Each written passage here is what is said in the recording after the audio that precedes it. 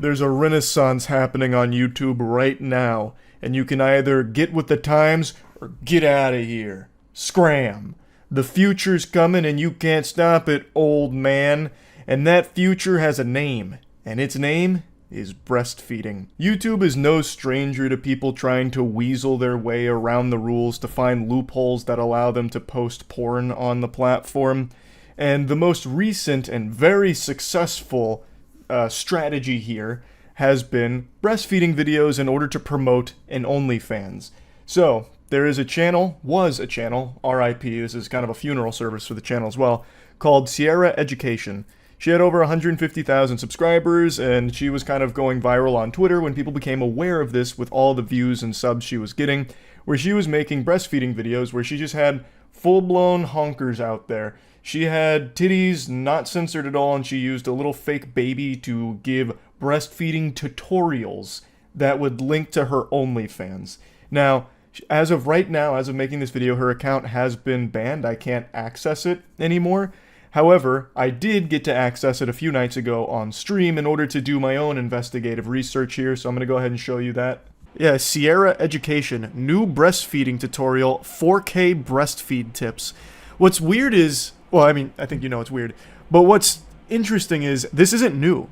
In fact, there was a time when YouTube, a long time ago, I made a video on this lady, she circumvented YouTube's like pornography stuff by filming breastfeeding videos with her actual child.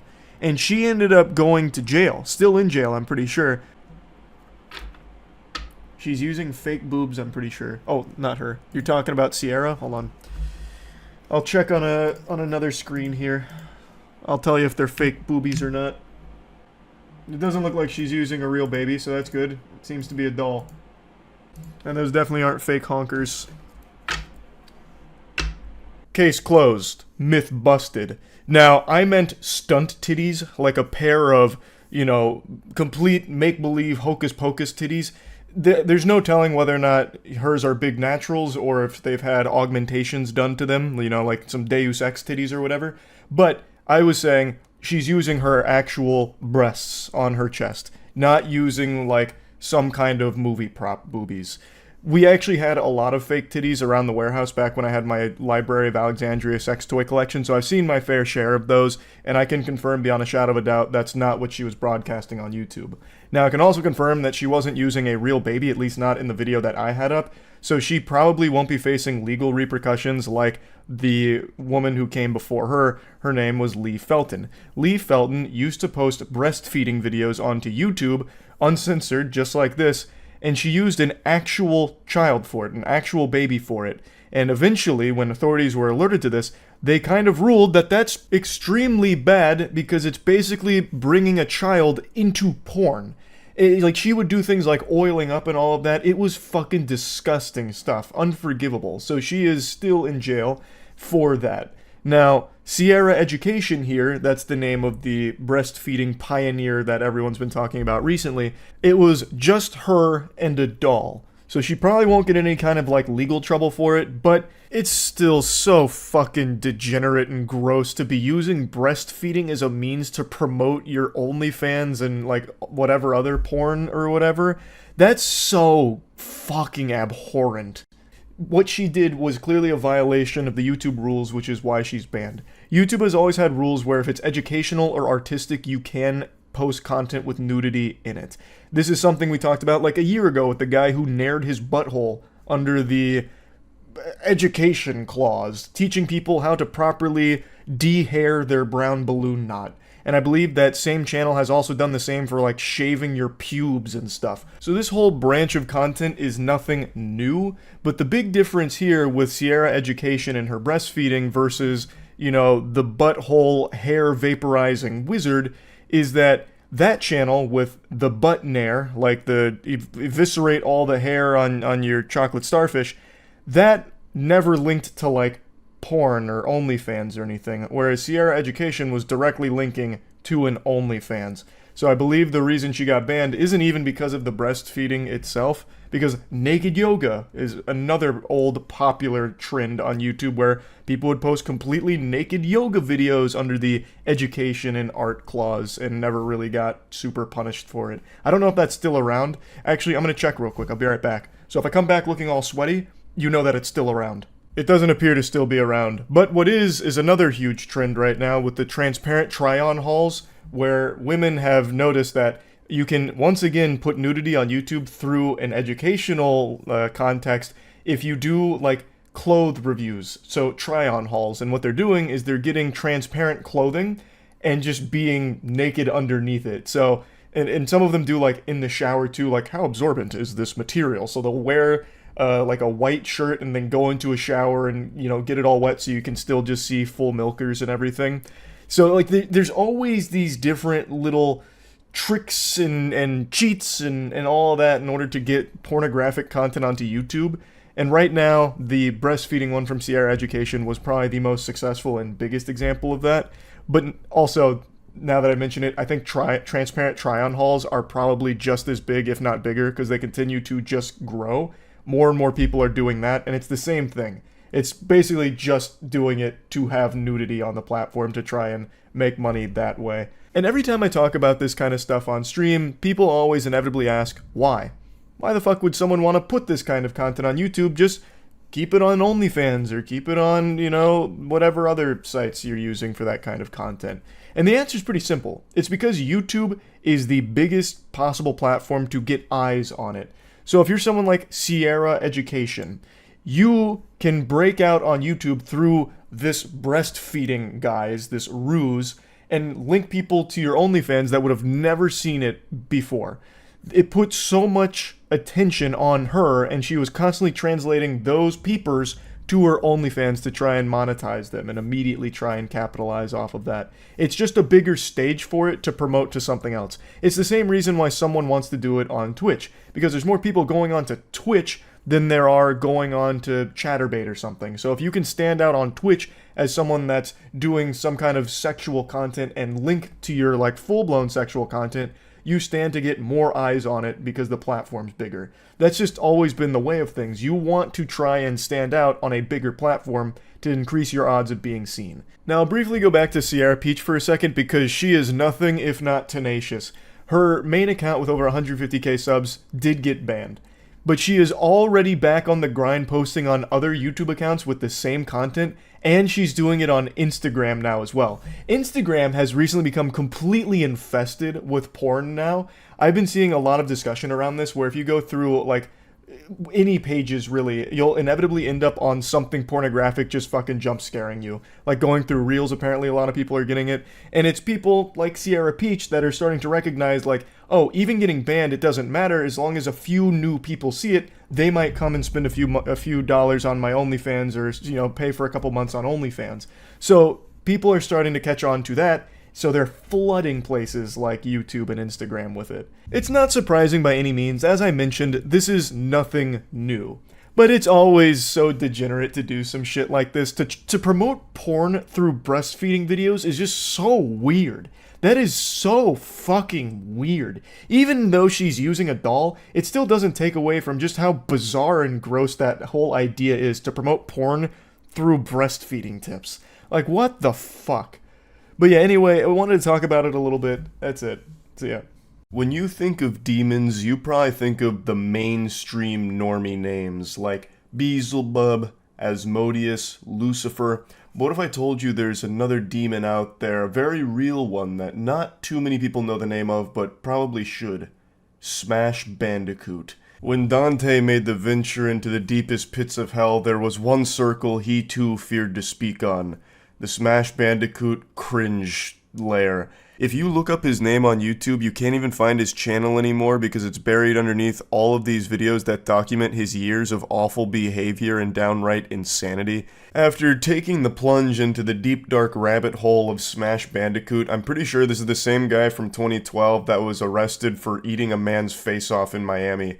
This guy is what I imagine a real jet addict from the Fallout universe would look like if given flesh in our corporeal realm. Now, I'm not going to focus on all of the allegations allegations from the past about him. I'm going to focus on what he is currently doing, openly admitting to, and just got absolutely slapped for by YouTube.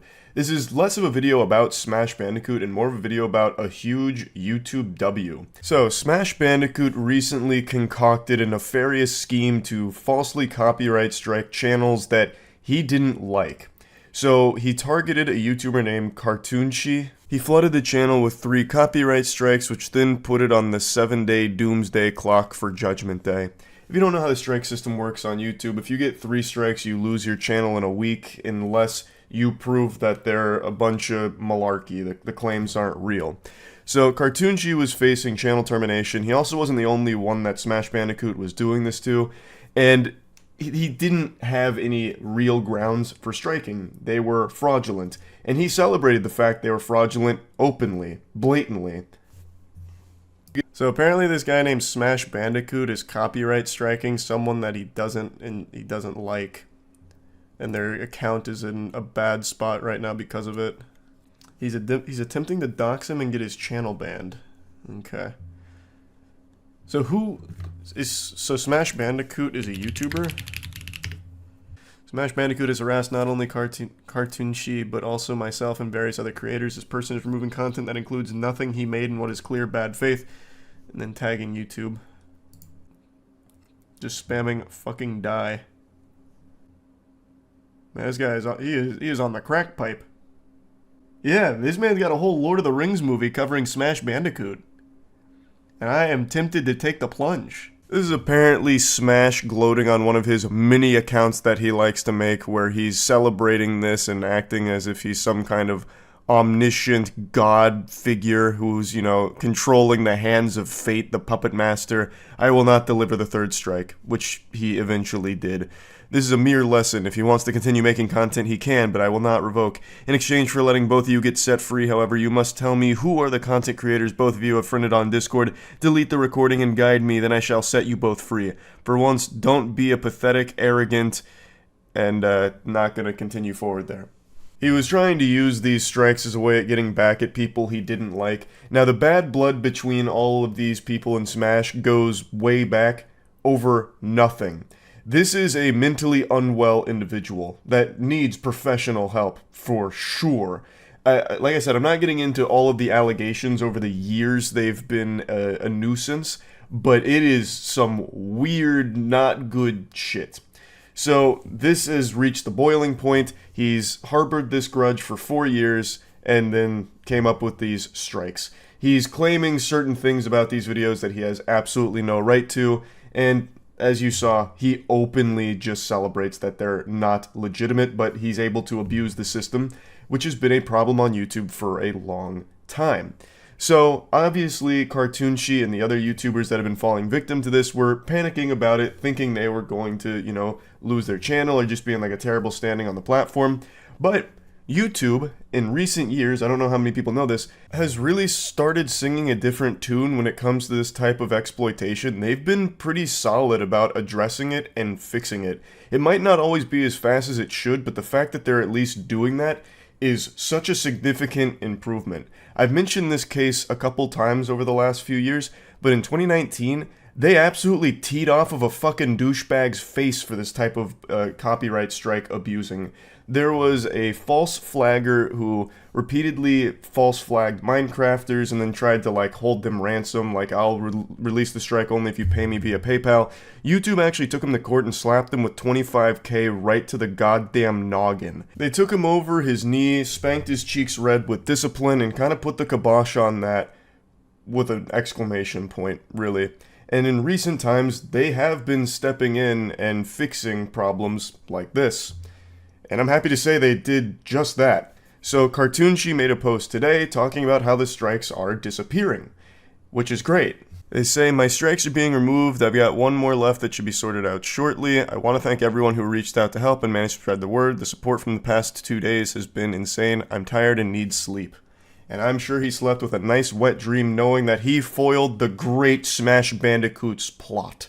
And he would have got away with it if not for those meddling kids. Now, if you're at all familiar with Smash Bandicoot, then may God have mercy on your soul. You'll know one of the things that they like to do is he likes to make a ton of different accounts for many types of sorted purposes. In fact, when I briefly covered this topic on stream 2 days ago, within 10 minutes, less than 10 minutes, he somehow went into my chat on multiple different accounts to spam gobbledygook, just actual gibberish that he was caps locking and screaming to the heavens. How he even knew I was talking about him is beyond me, because it had been less than 10 minutes since his name left my mouth. That is how online he is all of the time. He's like the fucking NSA. It's crazy. And he has tons of accounts that he uses these things for. So the question naturally becomes, what stops him from just doing this again and striking more channels? Well, that's another thing YouTube's also been pretty good about in recent years. There have been no shortage of weirdos like Smash Bandicoot that try this. And usually when they fail, that's the end of the discussion, because YouTube actually swats these flies pretty effectively. So once they deem that all of this is a bunch of baloney, they make some kind of note in their system or something, because obviously they have this guy's information. And clearly they've set the precedent of they're not afraid to go to court over these things and punish people legally, financially for it. So I'm guessing what happens is YouTube is somehow able to, I don't know, like blacklist them internally so that way they can't be submitting strike claims anymore. At least that's my little game theory on it. But usually you don't see them do this anymore. And I have to imagine that's something on YouTube's side for this kind of abuse, which is of course a very good thing, because pieces of shit like this should not be allowed to continue to do that.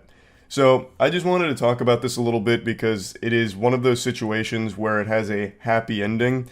And I'm happy to see YouTube going in this direction, where they seem to really be taking these kind of matters more seriously. And I can only hope that that continues, and maybe at some point down the line, there'll be a more effective system in place with blocks and checks that won't allow fraudulent strikes to go through in the first place. Because it is scary to have to drum up a lot of like hoopla online through Twitter noise and getting people to be aware of the situation before YouTube is. It'd be better if YouTube knew right away, or creators had a way of contacting YouTube like, hey, look, here's the proof that all these claims are fraudulent. Can we do something about this? Like if there was some kind of system in place for that, it'd be better than the current one, which is, again, making it go viral on Twitter, which is exactly what this Smash Bandicoot saga did do, which is how they became aware of it, I imagine, through all of that. Again, it's a happy ending, but I do still hope they continue to go in this, upward trajectory, this forward direction, the right path, and continue to improve upon it, so that way it can be even more effective down the line. But yeah, I just wanted to talk about this a little bit. It's good to see that the strikes are being removed from his channel, as well as the other victims of the goddamn diabolical Smash Bandicoot here, and hopefully that'll be the end of that story and he won't be trying anything else like that in the future. That's really about it. So yeah. It's a terrible day for rain. I'm wearing black because we're mourning. It didn't feel appropriate to put on a white shirt and have my bubbly, happy-go-lucky, enthusiastic self here today when talking about such a serious topic. YouTube is currently running an experiment to crack down on ad blockers. Some of you may have noticed over the last 24 hours your ad block is no longer functioning on YouTube and you're getting a message about it. This is our first casualties of this long and bloody battle. The first mangled corpses littering the battlefield. The ad block champion for which we have worshipped for so long is starting to be attacked. Now, honestly, I'm surprised it's taken YouTube this long to try and fight back against the empire here of adblock. It's been around for well over a decade. I don't know a single person under the age of 50 that even uses the internet without an ad block. That's just a recipe for disaster. I'm at the point now where if a website even asks me to disable my ad block, I just leave. Like, I can't even go on Forbes anymore because it has that pop-up saying, disable ad block in order to read our dog shit, and I'm out. I drop everything and I say, you know what? I'm not eating at this lunch table anymore. I just can't peruse the internet without an ad block. It feels like unprotected sex with someone completely filthy. It feels vile. So ad block is a core part of the internet experience for a lot of people, myself included, clearly. So to see YouTube starting to shut down the ad block functionality on the platform is a little sad and alarming for me, because clearly I haven't been on here without an ad block in so long. Now, on my phone, when I'm listening to music or something on my phone, I don't have YouTube Premium or anything, so I still do get ads. but they're usually pretty manageable. It's only like a 5-second skippable, or a 15-second ad, or a 5-second skippable ad, so it's not that bad. It doesn't bother me that much, but on my computer, you know I stay fucking strapped with that ad blocker. And I, of course, always encourage everyone out there to have some sort of ad blocker. There's even browsers with ad block built in, like Opera GX. This isn't like a sponsored segment or anything. It's just, it has a built-in ad block. It's just important. You know, there's no reason to be going through the internet and being inundated with, you know, all these ads shoved down your throat and slapped around with all kinds of intrusive advertising you don't want to see. It's just kind of a necessity. It's a core part of the experience in the cyberspace. It's like looking both ways before crossing the street. Make sure your ad block is on before visiting this website, just in case. And sometimes it's just downright dangerous to not have ad block on, because some of the ads are just straight up viruses and malware. Now keep in mind, this is still an experiment. They're still in Dexter's laboratory right now cooking this up in order to fight back against ad blockers, so this isn't going to apply to everyone out there. Maybe you're still in the good graces of your ad block and it's still functioning as it always has. But a lot of users are receiving this message that says, ad blockers are not allowed on YouTube. It looks like you may be using an ad blocker. Ads allow YouTube to stay free for billions of users worldwide. You can go ad-free with YouTube Premium and creators can still get paid from your subscription. And then you have the option, allow YouTube ads or try YouTube Premium. Now, I obviously understand why YouTube is doing this. I think everybody in the world has an understanding of why YouTube would want to stop ad blockers from working on their site. And it's because they lose a lot of money to it, like probably billions of dollars to it. YouTube does rely on advertisers to be on the platform, and thus as the user base continues to grow, so does the exposure to ads, which puts money in YouTube's pocket to keep the service free, so that way people can still keep getting free content. They just have to sit through the ads. And with ad block, they've kind of taken that out of the equation for a lot of people, which means a lot more people aren't seeing the ads, which means YouTube's losing out on that money. It's all pretty simple. We're not diving into any quantum computational bibble babble. It's YouTube loses money when the ad block is on, so they want to rip that condom off so they can get that money again. So ad block will no longer function, which sucks for me because I'm not a YouTube Premium subscriber and I don't want ads, which means I'll probably have to pay for YouTube Premium here pretty soon. Right now, Google is calling this a small experiment, but it's important that we realize that everything big once started small, except for me. I started small and I'm still small at 5'6", but the point is, they're saying it's a small experiment globally that urges viewers with ad blockers enabled to allow ads on YouTube or try YouTube Premium. Ad block detection is not new, and other publishers regularly ask viewers to disable ad blockers, which is true. This isn't some kind of groundbreaking, innovative technology here that detects the ad block. Like, they're not a pioneer. Tons of sites have done that and are still currently doing it. YouTube is just one of the last ones to do it, surprisingly, and now they're finally deciding to get into that ball game. The article also mentions how they do experiment with other kinds of ad strategies. Last year, they did an experiment that forced users to watch a long chain of short and unskippable ads. I believe this was all on YouTube TV, where they had like 10 unskippable ads, just to test out if TV watchers would be more susceptible to long-form advertising. And then it also mentions that YouTube creators have seen a steady decline in ad revenue since 2017 with the adpocalypse. So, one thing that they mentioned here, and a lot of people have talked about, is when ad block is disabled, the creator makes more money off ad revenue. I don't know if that's true or not. I've always encouraged people to have an ad block when using the internet in general, which of course applies to my content as well. So I don't know if that's going to be a noticeable impact on creator ad revenue or anything. It makes sense, like the logic makes sense, that all tracks, that if more people are seeing the ads on your videos, that means more dollars, more doubloons in your pocket for it. So I do think that it probably will lead to higher ad revenue for creators, but it comes at a cost to the viewer experience because, again, no one really wants to sit through the ads. And if they don't want to sit through the ads, then the only other way is the YouTube Premium, which costs money. So all of it's not exactly how I'd like to see it play out, because I always think the most important thing is people getting to have a fun experience that isn't a headache. And right now, that to me is having the ad block on and just being able to watch the content immediately, with no stress and no financial investment in order to get that experience.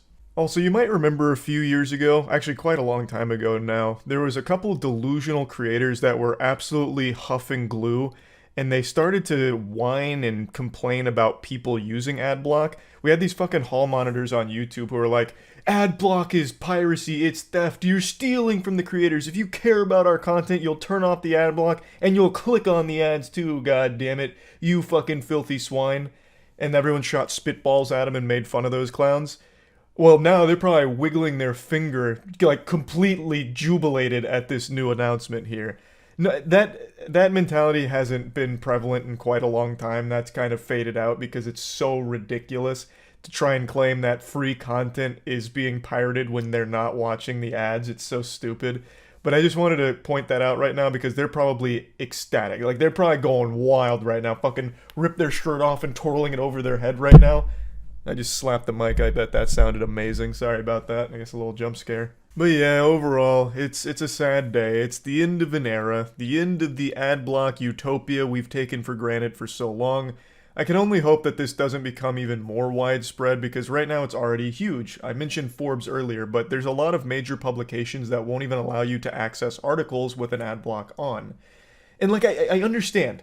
All of these sites need advertising to survive. But the problem is the ads are way too intrusive. When you do make the mistake of obliging and turning off your ad block to go to these sites, you get like fucking 9 different ads all at once. You'll have like an auto ad that plays with audio on some sites. You'll then have like a drop down ad that'll come through, which takes up like half the screen. And then you have 2 ads on the side. It's so much. It's like Charles Xavier jacking into Cerebro, but all he's seeing is fucking dog shit advertising. It's too shitty. So if you really do want people to browse your sites without an ad block, then make the advertisements less intrusive, less invasive, and less of a fucking headache and an eyesore. It's that simple. That's how you solve this whole thing instead of punishing people for having an ad block. Now, in the case of YouTube, like I said, I do understand it, and right now the YouTube ad system isn't that bad. I get it on mobile because I don't have YouTube Premium, so when I'm listening to music, I get the ads. And right now, I only ever get a 15-second unskippable ad or a 5-second skippable ad. I'm never getting a ton of them, though there are occasionally moments where if I'm not paying attention, I'll get like 2 ads back to back, and that second one's like a minute long, so I'll have to go over there and be like, skip. Because if I don't, then I get like an entire fucking short stories content worth of advertising. So they do have those sneaky little bastards snuck in there occasionally, but it's always skippable. So if you're just present, you can skip it. It's not that big of a deal. It doesn't bother me too much. But I probably will end up just getting YouTube Premium because I really don't want to be getting ads when I'm on the computer. So, yeah, just wanted to talk about all this. That's about it. See ya. Yesterday, a very popular YouTuber named Corey Kinshin posted an absolute bombshell of a video accusing YouTube of some awful things and explained the whole situation that led to the claims, and he does not hold back. The gloves were off and the chef's hat was on because he just started cooking their ass. Now, of course, it's not unusual for a YouTuber to make a video criticizing the platform. It happens every day because YouTube is a company that very, very rarely gets anything right. So it's constantly catching more shit than a Walmart toilet, and rightfully so. But even with hourly uploads of everything wrong with YouTube, the problems that Corey Kinshin highlights are some that I haven't ever really even seen discussed before. The video's titled YouTube Racism and Favoritism, and it was actually the #1 trending video all day yesterday, and right now it's the #2, which means this is the front page of YouTube. This is the #1 video on YouTube, so I bet they're thrilled about that. Corey Kinshin has over 14 million subscribers, so this is a video that carries a lot of weight. You guys either play favorites, you are racist, or it's a mix of the two. These are the 3 options, YouTube.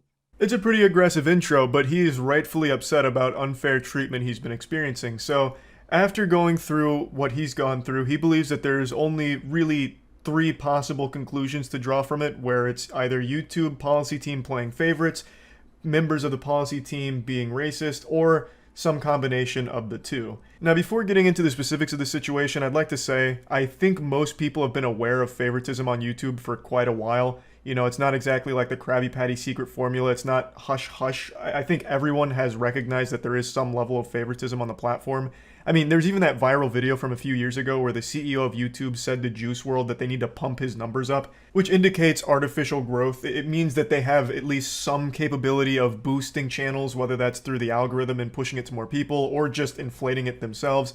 for channels they deem worthwhile and good for business, and the inverse is likely true where they can hide channels they think are problematic and bad for business. So favoritism is something that people have been loosely aware of for a long time, and also when it comes to, mainstream media sources, like late night show hosts have much more leeway than an average YouTuber. They can say and do a lot of things that get normal YouTubers demonetized or age restricted or straight up striked. And that doesn't apply to the big boys in the scene. So favoritism is something I think most people know exists on YouTube. That's not like a conspiracy theory. However, the claims that Corey is about to make against the YouTube policy team in regards to racism are pretty interesting. August 18th, I uploaded The Mortuary Assistant. A lot of you would know it got age restricted. I saw that all these other YouTubers were playing The Mortuary Assistant and only my video seemed to be age restricted. So I appealed the restriction. Hey guys, I'm not sure why mine got age restricted. Could you look into this? Appeal rejected. This isn't the whole situation, it's just the beginning. I already want to talk about something in particular though, the appeal system. Corey mentions that after appealing, he was denied, rejected pretty quickly. That's the norm. I can count on one hand the amount of times I've ever even heard about an appeal being overturned. That just never happens. The only time an appeal doesn't lead to rejection is when you make a trending hashtag about it on Twitter. You make a big hoopla on Twitter, and then YouTube will go to your appeal and, make it in your favor. But if you don't do that, if you don't stir up a shitstorm and start throwing sand in YouTube's face on Twitter, they won't bother. I'm very confident that there is no human being in the review process for appeals. In fact, I would wager my anal virginity that there is no human being that looks at appeals. And if I'm wrong, then I fully invite the YouTube policy head to come raw dog me. I am so fucking confident that there is no human being that looks at those appeals because they always, almost always, end in rejection and standing with the initial decision even when it's blatantly wrong. The algorithm makes mistakes, but the appeal is supposed to bring a human being into the equation to look at it, investigate the case, and decide whether or not it was an algorithmic error or a correct enforcement.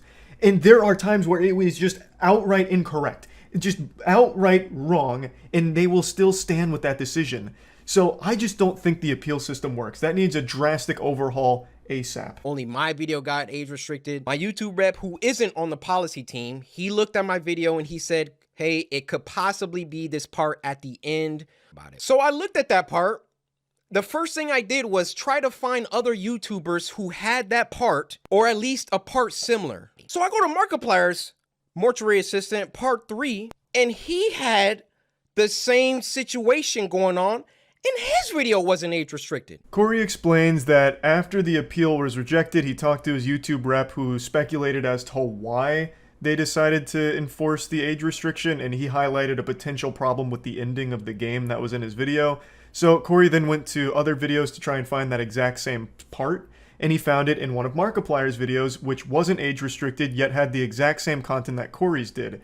So he was left confused. Why is Markiplier's video okay, but his isn't? Now I want to immediately squash the argument I know a few people will make that Corey Kenshin might not be as advertiser friendly as Markiplier, which is why Markiplier is being favored by YouTube here.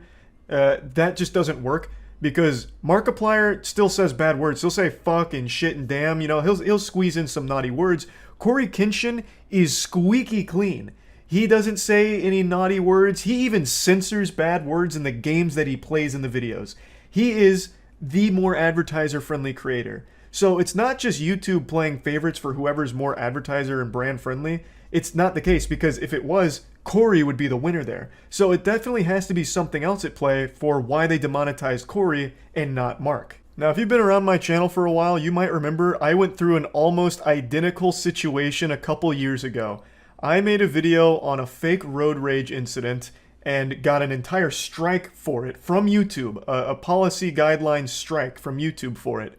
And I found that exact same clip that I was talking about in one of Markiplier's videos that wasn't age restricted, demonetized, or anything. I was so angry, I was wiggling in rage. I was so upset, I couldn't sit still in my chair, so I made this video talking about it, and then I made a big stink on Twitter.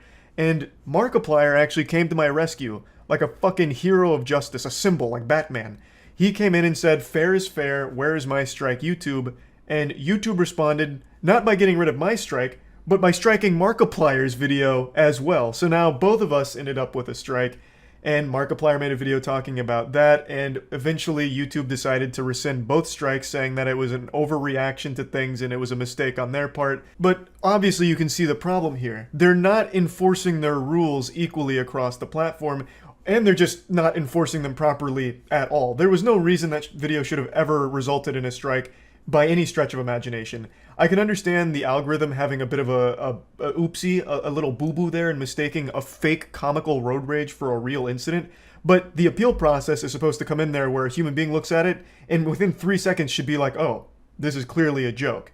But that never happened because I don't believe humans actually review the content. I'm getting sidetracked. Point is, the rules aren't enforced appropriately or equally. So a kind of similar situation, but not exactly the same as what Corey's been going through with YouTube here. However, I do find it interesting that Markiplier is present in both of these cases. I feel so bad for Markiplier. He's done nothing wrong. He just keeps getting dragged into these disputes here with YouTube. So I send the video to my YouTube rep. I say, hey, Markiplier has this situation in his video, but his isn't age restricted. Could you send that to the policy team and see what they say about that? They came back and they removed my age restriction. They took it off after they already rejected my appeal. I expected them to triple down and give Markiplier an age restriction too.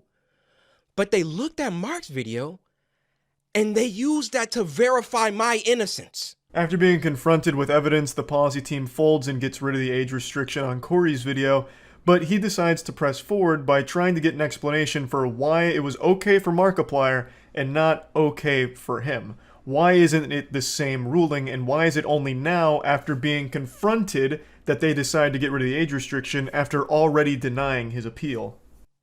So I send my YouTube rep a lengthy email detailing my feelings about the entire situation. So my YouTube rep assures me he's going to continue this dialogue with the policy team. So another day, another 2 days go by, and what do you know? They re-age restricted the video. They re-age restricted the video. I say, no way did they do that. I go to Markiplier's video now, and now his video is age restricted. Yeah, it's pure pandemonium and chaos at the YouTube policy headquarters now. They re-age restricted Corey's video and then slapped Markiplier with an age restriction as well. So they panicked, clearly. After being confronted and after Corey's email as well as the phone call he had with the YouTube rep, they obviously caught wind of what was happening. Corey Kenshin was wondering why he was being unfairly treated by the YouTube policy team. No one else got age restrictions, it was just him. So he pressed further, pressed harder, and the policy team reacted by bringing back the age restriction to him and Markiplier. So it's like, hey, no, look, everything's good now. Now everything's even, right? We enforce this equally across the creators, so we're good here, right? No, obviously. Corey is rightfully upset. He was treated unfairly. And since YouTube is so unbelievably shit at giving clear answers to anything, Corey can only speculate as to what happened here. And he draws the potential conclusion that maybe someone or some members of the YouTube policy team are racist. Maybe they targeted Corey because of the color of his skin. And it's not a far-fetched thing to think either. In fact, Ludwig, when he interviewed Susan, and Ludwig also made a mogul mail talking about this exact video I'm talking about and brought up some great points, the strongest one being is there are human beings on that policy team, and there are sometimes biases with members of those teams. You know, they're human beings, and some of them are going to have biases. And there is the potential that someone there is sexist or racist. And Ludwig brings up good points about that. For example, his girlfriend's podcast gets demonetized way more than his does. And so he brings that up. Susan, the CEO, denies that it's a possibility, but it is a real possibility. And Corey is absolutely right in thinking that it could be a real possibility that someone on that policy team that has the decision-making power might be racist. Why was Corey the only one getting age restricted? And Corey also brings up another great point, which is every time Corey comes back, Corey takes hiatuses in between his content creation. Sometimes he'll be gone for like 4 or 5 months. And he'll come back and explode. He'll get #1 trending like every single day for 3 weeks straight. And then every time, like clockwork, he's hit with some kind of YouTube controversy. Last time it was getting a strike due to something from like a 4-year-old video, a 3-year-old video or something like that out of nowhere. And it's only when Corey comes back and starts getting popular again do they do something like this with age restriction or a strike or something like that. But in the breaks he takes, like the 5 months, the 9 months that he's not on YouTube, he never has problems. They don't strike anything. They don't, age restrict anything. It's only when he's back being popular that this kind of issue arises. And it's always over nothing. Like I said, Corey is probably one of the most advertiser brand-friendly content creators there is in the gaming space. He doesn't say bad words or anything bad.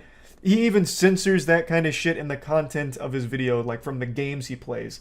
So he goes the extra mile to be as brand-friendly and advertiser-friendly and family-friendly as you can be. So it can't be an issue of him just being, too hardcore for YouTube to support. That's just not the case. It has to be something else. Something maybe going wrong with the algorithm, or potentially actual racism at the YouTube policy team. It's not impossible. Of course, there's no concrete evidence that there's any racists on the policy team, but since YouTube can't communicate these decisions, all you can do is guess as to the reason why things happen. Why was Corey the only one getting age restricted? We don't know. His YouTube representative doesn't fully know. The only ones that do are the policy team, and they don't communicate. So all you can do is take your best guess. So yeah, I just wanted to talk about this situation, and that's about it. So yeah. See, I already like the conversation happening in chat right now from the people that have seen it on whether or not it's actual shit or a kebab. That's what's so beautiful about it. While we compared it to that blue dress that went viral on Twitter a while ago, everyone sees something different, whether it's poop or a kebab. I'm literally shitting right now. How does that help in the investigation, man? Here's my theory. It's like Schrodinger's cat. It is both shit and a kebab until you take a bite of it and taste it. Only then will you know its true form. Alright, I'm just gonna let it ride. Fuck it. I need to know. Trust me, I'm in too deep unless I had something important to talk about. And boy, do I. This photo, this single disgusting photo of a kebab has haunted my friend group, my thoughts, my emotions for nearly 2 years. See, you don't know if it's poop or a kebab. I'm taking you on a journey of people were offended. It reminded me of the blue dress photo that went I think that's a great comparison. The longer I stared at it, the more it would become something else. At first glance, it kind of looks like shit, but when you really start staring at it, I've seen kebab that looks like that. This photo became a bit of a joke amongst my friends, where we. It is quite the interesting conundrum. Break out. So this is where I stand on it. Was retweeting somebody else. I think it's probably bad kebab because there's no way someone took a shit that presentable into a box. There's no way. That would be like the actual cleanest shit imaginable. And there's no way they were able to fish it out of a toilet because then everything underneath it would be all soggy and wet and it wouldn't be all together anymore. I don't, that is a picturesque shit. That looks like gag poop that you'd find at Spencer's in 2005. So I really think it's probably a kebab that's just trash, like a really bad kebab. For us, Craig's DMs were open, so I DM'd him right away.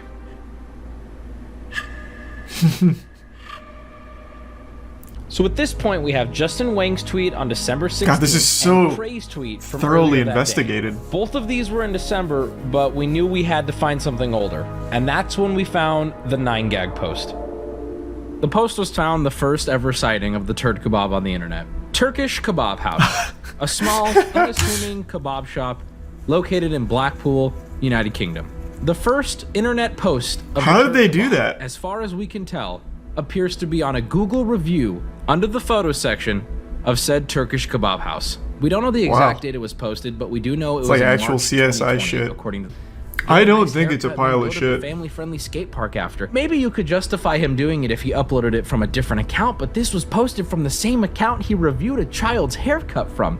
It's just not adding up. The way I look at it, it's just not a pile of shit. It just looks like it. 100%. Shit for some crazy reason. Or so for starters, it has. Oh, that's pretty good. 3.6. That's not good. No, that's higher than Burger King. 3.6. And the shit kebab looks better than Burger King. The surface here is. She's gonna show him the shit kebab to his face? That one is chicken and donut. Chicken and donut. And then that one as well? Yeah, that one is chicken and donut as well, yeah. And then what about that one? What's that one? Oh, it's not ours. Some people who doesn't like us. They put that picture? It's normally a shit. That is actually shit, actually. Who hates us? Put it on the Google, yeah. Oh my God. Wait, what? So it's actually poop? No, I've No. Not only did they know about the photo, but they believe it to be a fake review. They appetizing. They definitely didn't look like the photo of the turd kebab.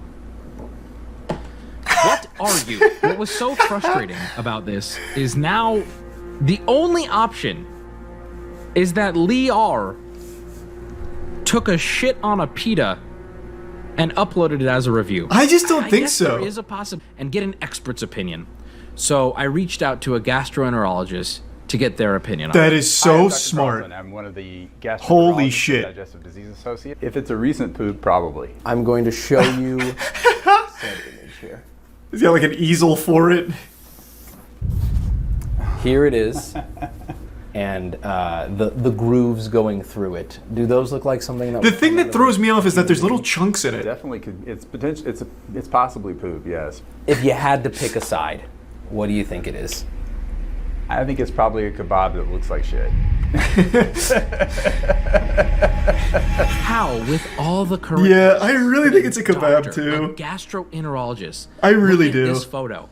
I reached out to a kebab expert here in San Diego to try to get another opinion on it. Hi, my name is Mark Vesavis. I'm the chef at the king of kebab. Restaurant. It's a family business. Said that this was Who's he gonna interview next? Fucking Batman or something? Have you been around the shop your whole life? This is thorough. Yeah, so actually my story, background of what food is. He's gonna what interview a happens to pile it of when shit you next. cool it and things like that. Do you know this guy? That we're trying to identify.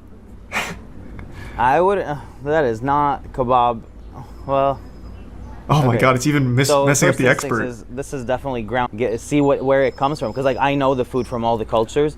If this is some sort of kafta or like ground beef skewer, not cubed meat, I'm starting to believe it might be poop. they did a really bad job about it. This guy looks like he's fucking traumatized right now. This man's seen millions of kebabs, and yet this one right here is making him reconsider his faith in God.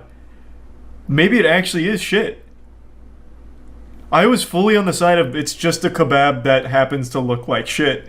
But after seeing this guy's, like, fear, I really think it might be shit. Yeah, this guy's going through, like the whole 5 stages of denial right now, and, like, grief, all of it, it's coming out. I'm having a tough time kind of like figuring out these grooves, because when you cook meat, especially if it's ground, those grooves, yeah. It's not typical. No. Well, the thing is, though, like, it can be, right? Like, you can get those grooves on, like a shitty sausage on a grill.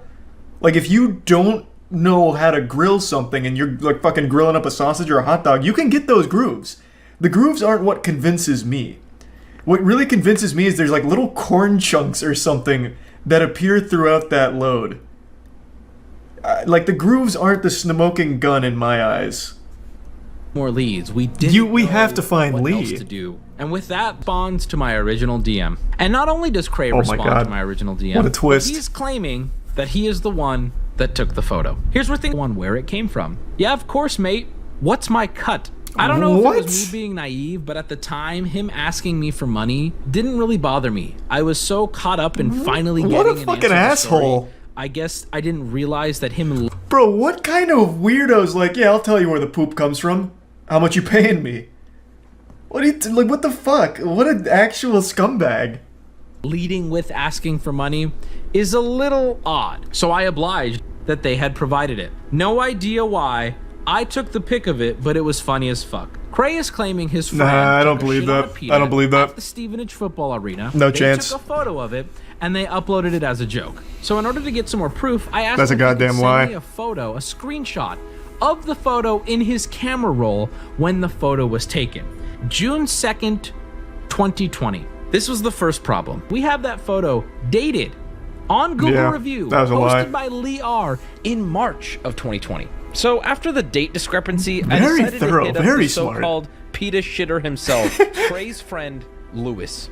Or provide a post, anything that predates March 2020, I'll pay you and your boy.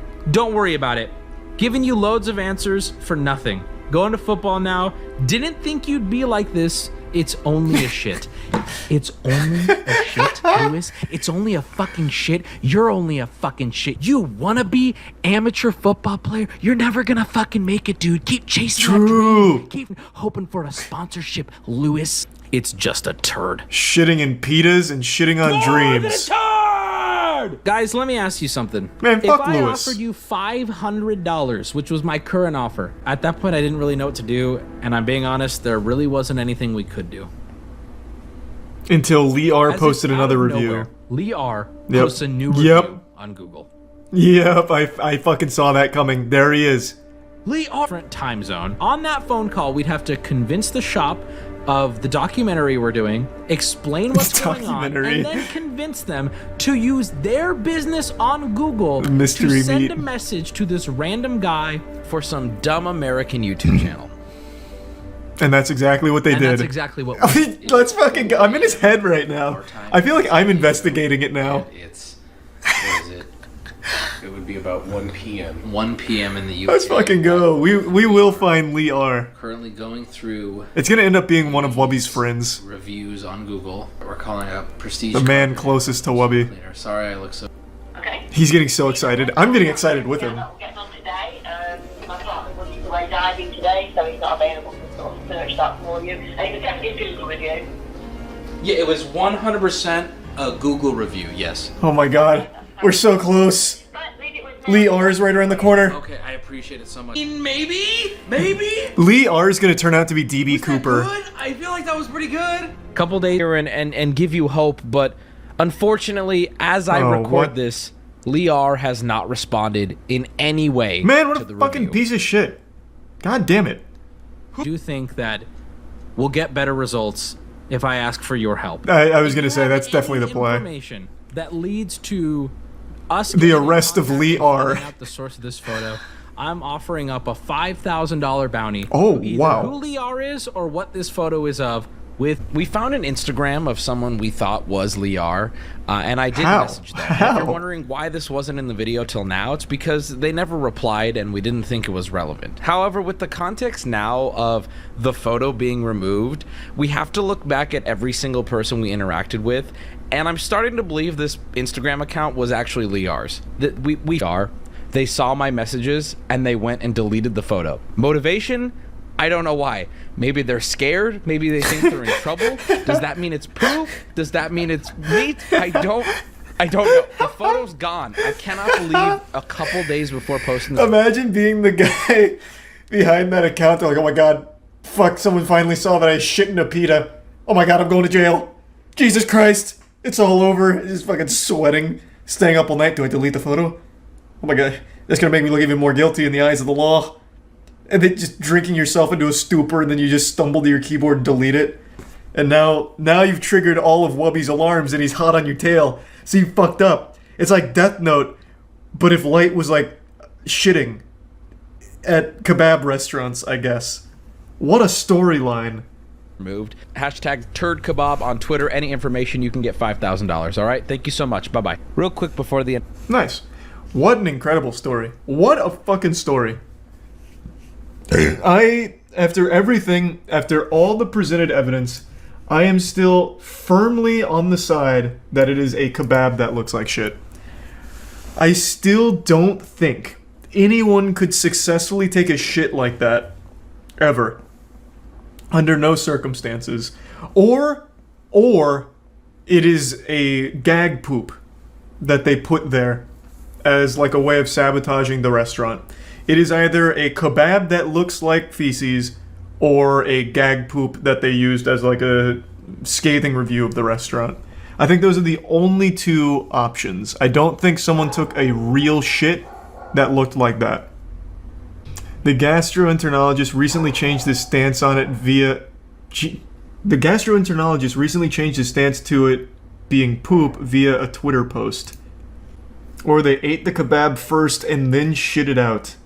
That's like a sci-fi plot line. That doesn't exist. That's impossible. It's like some 2 girls, 1 cup shit. Why would they delete it if it's not? Alright, I'm going full detective. If that was legitimately the Instagram account of Lee R and they were worried about getting in trouble, the reason they would delete it is because it would be like a fraud. It'd be fraudulent, right? If they put like a gag poop on a pita in order to just leave a scathing review of a restaurant, they're lying and it's fraud. So they'd maybe be worried like they're gonna sue me, they're going to come after me or something like that. They're investigating this now, and they're going to find out that I, slandered or committed libellous acts against their business here with this review and a fake picture of poop on a pita. Right? So there's plenty of reasons why they would remove that if it's not poop. Yeah, so it's still 60% on team shit side on the turd kebab. Which I guess makes sense. Most people seem to think it's shit. I initially did as well, but it just, I don't know. It seems really hard to have successfully shit on a pita that looks like that. Like, I don't know. They would have had to, like, shit onto, like a pan on a stove and cooked it a little bit in order for the shit to look like that, I think. Wubby's poll was split 50-50. Yeah. This is tough. I mean, it really is. That was a lot deeper than I would have expected it to be. That had a lot of depth to it. There's really no telling for sure whether or not it's poop or kebab until we get in contact with Lee R. And maybe if we're lucky, Lee R epoxied it or something to keep it. And then we can just crack it open like an Egyptian tomb. Really need a study done on fake poops. That's one thing I feel like Wubby overlooked, is the potential gag poop. So he could have reached out to like a fake dog shit manufacturer or something and gotten their perspective for another interview. I think that's the only thing that he missed for people to interview. Because that would have been really helpful. He's like, oh yeah, I actually recognize that. I sell that. Could it be an edited pic? Another possibility, but I think it's a little less likely that it's edited. I think it's either gag poop or just a kebab that looks like shit. Thanks to Prime Punk and the Bitsbrook. Because again, that Lee R account was leaving legitimate reviews on businesses around the area. Like for his son's haircut and shit, so it feels like it'd be weird if he just randomly decided to Photoshop a shitty kebab. They also scanned it for Photoshopping. I might have missed that in the video then. Okay, so there was no edits then. Even better. But if it's actually kebab meat, would Lee admit it? Would Lee admit it was just a foul-looking kebab? No harm in an actual review photo. That's a good point. If it was just a really gross kebab, why would he delete it? That's also an interesting theory. I think what happened is after his agent Squiggles went in and showed the photo, the kebab shop contacted Google and got it removed. That's very possible. Because then at that point the kebab shop is like, okay, this photo is clearly hurting business. We want it taken down, so they contacted Google to do it. I think that's very likely. YouTube Rewind is dead, and not even a wish on the Dragon Balls could bring it back. Why do I say that? Well, it's because you can't convince a community of people that are constantly shit on by the platform that they view shit on or post shit on, that that platform is on their side, which is what YouTube used to be about. YouTube Rewind was a celebration of the creators and videos that made it popular for that year, or what was big at the time. Nowadays, it's just been this corporate puppeteering work, a sick marionette that some faceless, soulless suits at the top forced to dance, and it never goes over well because the ship has already sailed. People know that YouTube is not out to make itself a better platform for viewers or creators, they're out to make it better and safer for brands. It takes one click to figure that out. When you go to YouTube's homepage when you're not signed in, all you get as a recommended or available to watch right away is Jimmy Kimmel, Jimmy Fallon slapping his fucking desk and pissing his pants, shitting his diapers, Ellen DeGeneres throwing her old ass in a circle while having all of these big celebrity guests on. That's the kind of content YouTube cares about. So when they attempt to do these YouTube rewinds, a celebration of creators, it comes across so disingenuous, anyone can see through it. It's like when you're talking to your creepy uncle who tries to diddle you and he's talking about how he's only looking out for you. It's like, no, you're not. You're lying to me. That's how you feel about YouTube as the creepy diddling uncle. It is putting on a face that they don't actually wear. You know, hey, we're on the creator side. Look, we're bringing them into this rewind to celebrate them. Even though YouTube has no fucking idea who they are. Nor do they care about them, they're their contributions to the platform. You need look no further than PewDiePie, the biggest creator on the platform for many years now. They fucking exiled him from the YouTube rewinds, even when they were still pretending to care about creators because they viewed him as problematic and wouldn't be a good brand image for them, so he was never there. Interestingly enough, he's in this year's YouTube rewind because they had no choice but to put him there because his wedding video was so popular. Since they're doing a top 10 list, he had to make that list, and I guarantee that was a fucking struggle for him. YouTube got sued for $170 million this year by the FTC, and I bet putting PewDiePie in their rewind was still more difficult than that. So let's take a moment of silence and appreciate that brave editor at YouTube HQ that put him in the rewind. Hats off to you, you courageous soul over there. I know it was tough, but you've done it. PewDiePie's in the rewind, but the point I'm making is, as a celebration for creators, it's become just a corporate limbo dance. And now, with the 2019 rewind following last year's, which was the worst of all time, they just decided, fuck it, we're going to put no effort into it and we're just going to do a top 10 list. So this year's rewind looks like it was commissioned from Watch Mojo. It's a video that they probably made for less than $500, made by an intern at YouTube HQ who just spent an afternoon Wikipediaing shit and posting clips. It is a very lazy, uninspired video, but I can't even call it bad, it's just fucking boring. It is just a top 10 list of things that happened on the platform in 2019. This was an opportunity for them to turn it around, to make it something different, because it's the end of the decade, and YouTube has fucking dominated the decade as a fucking monopoly. They could have done easy shit, you know? Here's what made YouTube popular. Here's how we got to where we are today, fucking creators in the ass. You know, showing the evolution of dance, bringing the evolution of Dance Guy onto the screen. There's so many things they could have done for this that they decided not to, because they don't know their own fucking platform, they don't care about it, they don't care about viewers, it doesn't matter. I get that. And I also get why they didn't put any effort into it, because why should they when no one's gonna like it anyway? What I don't like, though, is how they were hyping this shit up like, yeah, this one's for you. Because on YouTube's Twitter, they had all these memes and shit like, yeah, this year we're coming in raw and no rubber. Hope you guys are lubed up because we got something special for that special little ass of yours, because we're coming in. This is gonna be a real YouTube rewind that you're all gonna like, I promise. And then it comes out and it's a fucking top 10 list. It's so disconnected, so boring. I swear to God, the AI that YouTube uses to identify videos understands people better than the actual humans at YouTube does. All those cyborgs there know are numbers. They don't even recognize people on the platform as people anymore, just numbers on a fucking page. Even the AI bots can recognize people and emotion, but YouTube can't. It's fucking silly, man. Also, I don't know if it's just me, but their whole little intro comes across super passive-aggressive. In 2018, we made something you didn't like. Well, let's see what you did like, since you're better at this than we are. It reads like something my mom would have sent me in a text message in high school when she was mad at me about something. I was half expecting the next clip to just be Susan spreading her ass cheeks and doing a full goatsy to the camera as a big fuck you to all viewers and creators on YouTube, as she's bowing to a statue of Jimmy Kimmel made out of bubblegum like Helga from Hey Arnold. Does this video deserve to be the most disliked on YouTube? No, not at all. I mean, it's just a boring, lazy, uninspired video. It's like a Spotify wrapped animation for a fucking YouTube rewind. Reminds me of those Facebook pre-made here's how your year went things just to make you feel bad. It's just not an enjoyable video. It's not a bad one. It is literally a fucking top 10 list. It is the laziest possible thing YouTube could have ever done. And I can't really blame them. What's the point in paying all the creators and all of these celebrities to be in a YouTube rewind when it's going to be shittily received anyway, because people already know you don't care about them? So what's the point in spending that kind of money and that kind of time? Why not just throw this together in Sony Vegas 7 in 45 minutes? No reason not to. I mean, I totally get why they would. There's no point in making a YouTube rewind anymore because they don't understand YouTube. They can't make something that everyone's going to react positively to.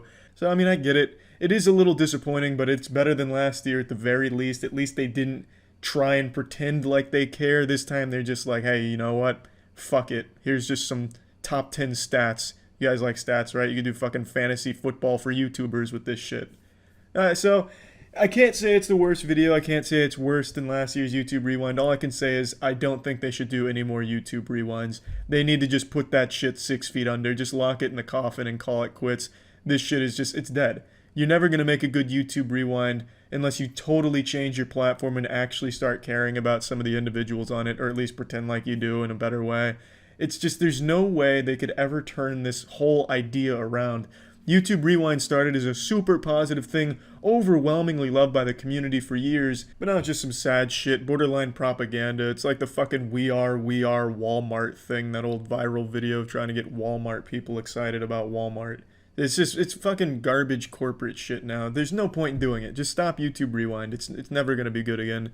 That's about it. So yeah, I wasn't going to make anything about YouTube Rewind this year because there's really no need to. Everyone already knows it's bad. YouTube Rewind has already become synonymous with urethral swab. It's painful, it's useless, ouch my urethra. It's just a shell of what it used to be, where it used to celebrate the content creators back in like 2012 to maybe 2015. Now it's just about the corporations. But I keep getting asked to talk about it, so I figured let's go ahead and watch this bitch together, unpack it, and celebrate the suits that now control YouTube. Now, yes, I'm not in this year's YouTube Rewind, but it's not because they didn't want me there. They were begging me harder than a child asking his parents for early Christmas V-Bucks. They would not stop blowing up my phone, sending me carrier pigeons with letters, demanding that I participate in YouTube Rewind, even threatening me. They were gonna sick the fucking assassins on my family if I said no. But I stayed true to my morals and I said, no, I will not participate in your corporate puppet dance. Not until you fix YouTube's problems and allow Harley Quinn fart porn to be acceptable on this platform. Until I can see a woman in full-fledged Harley Quinn cosplay spreading her chocolate starfish, farting into the camera on this site, I'm going to boycott your corporate events like this and your celebrations. So yeah, that's why I'm not in it. That's the truth. Let's go ahead and watch this shit.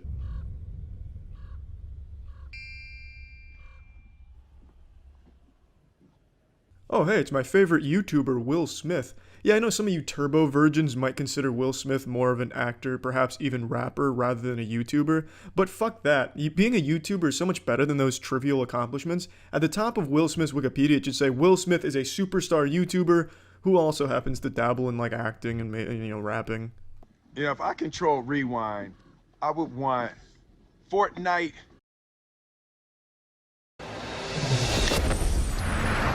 Is this what you wanted? Yes, this is what I've always wanted. You know who I would have asked for? Quit horsing around! Yeah, I would have asked for the same thing. Play me some of that jumping music. I can't play pretty much any more of the audio from this video because it's gonna get this shit blocked if I do, since it's all very hard copyrighted music. So I'll be serenading you with my own musical stylings from my recorder in place of that music.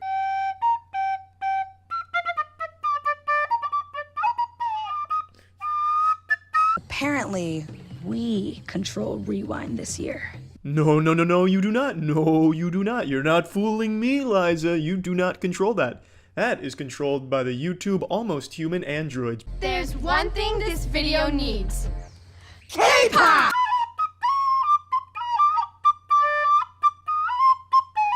Rewind needs more cyan. Could we do an experiment? Love that. Melting lipstick. Melting lipstick. Is such a thing even possible? Eat your fucking heart out, Bill Nye. Suck on that butthole. He always said you couldn't melt lipstick. They said humans couldn't reach temperatures capable of melting lipstick. But look what they did on YouTube Rewind. Anything's possible on YouTube. They made a whole cauldron full of melted lipstick. Holy shit. That's science. Let's do the In My Feelings challenge. Agora vamos fazer o remix, vai.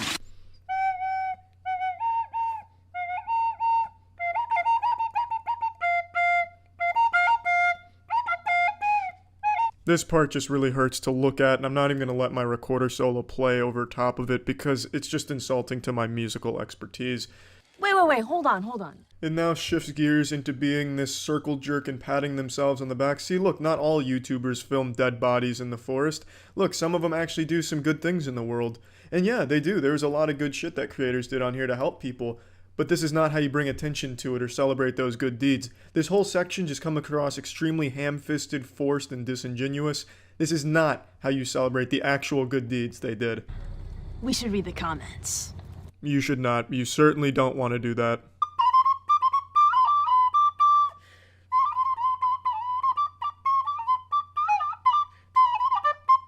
A lot of people say this YouTube Rewind really fucking sucked, and it absolutely fucking sucked fuck, but I think it actually kind of encapsulates the feeling of YouTube these days. Soulless. Genuinely soulless. A lot of the big content creators are big because they're fake douchebags, soullessly begging for smashed likes and fake giveaways to drum up subscribers and comments and shit. And that's kind of what YouTube is becoming and has been becoming for the last year or so. So I think the Rewind kind of speaks to that pretty well. So yeah.